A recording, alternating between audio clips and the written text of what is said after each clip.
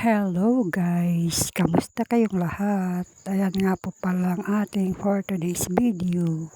Nag-ulam ako dyan ng sardinas na may talbos ng kamote. At yan ay panggabi. Dinner ko. Ginisa kong sardinas tapos saka ko nilagay yung talbos ng kamote.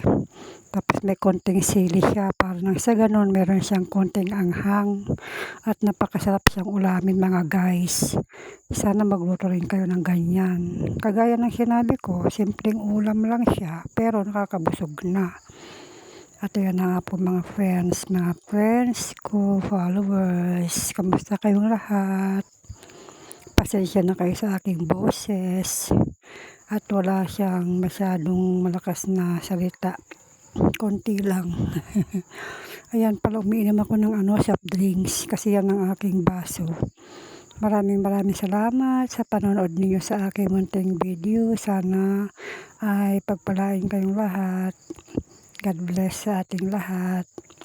Ayan nga po pala at hindi pa ako tapos din kumain.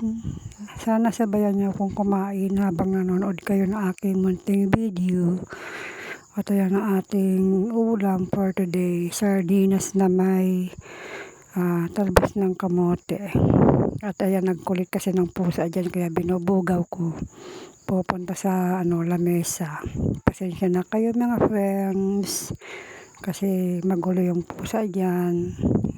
Sinasabay ko. Kaya sana sa mga nanay, magluto na tayo ng sardinas. At napakasarap, masustansya ring ulam. Ang sardinas lalo't at may halo siyang talbos ng kamote. Maraming salamat sa panonood ninyo sa mga iba't ibang lugar ng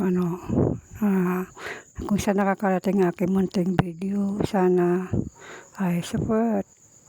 Maraming salamat talaga. Kasi andyan kayo para manood sa aking ina-upload na video. At nagpapasalamat din ako kay Lord kasi nagbigay na naman siya ng blessings na ganyan. Grasya na binigay niya sa atin na pagkain at inumin na tubig. Ganun. At ayan po ang inyong lola, hindi pa tapos kumain.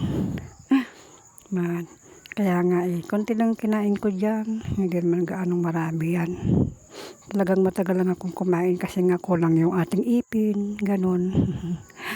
Pero nagpapasalamat pa na ako kahit paano mga friends. Kahit ganyan lang ang ating mukha. Ay, pasalamat pa rin tayo dahil may mukha tayo maiharap sa mga tao.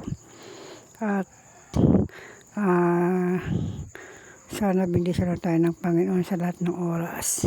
At malayo saan mang kapahamakan. Maraming salamat sa inyo. God bless. Bye-bye.